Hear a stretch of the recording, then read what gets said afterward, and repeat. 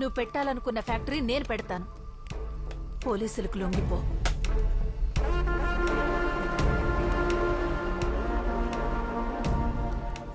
ఫ్యాక్టరీకి కావలసిన డబ్బు ఎలా వస్తుంది అనేగా మీ అనుమానం? కావలసిన డబ్బుని చందాల రూపంలో నేను సేకరిస్తాను. చందాల రూపంలో డబ్బు వస్తుందేమో, కానీ ఫ్యాక్టరీకి అనుమతి రాదు. ఎల్లమంద రానివ్వడు, అడుగడుగున అడ్డుపడుతూనే ఉంటాడు. ఎల్లమంది అడ్డుపడితే అమ్మ పెద్ద పెద్ద వాళ్ళందరినీ కలిసి మన సమస్య చెప్తుంది. నువ్వెక్కడికి వెళ్తావురా?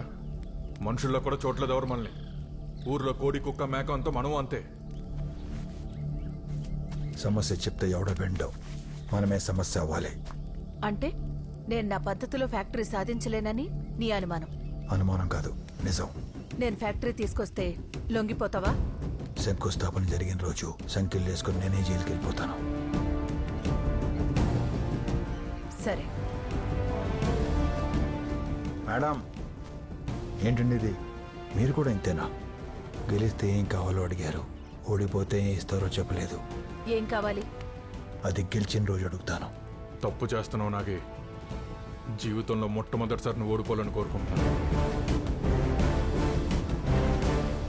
మీ స్టువర్ట్పురం సంస్కారపురంగా మారబడుతుంది.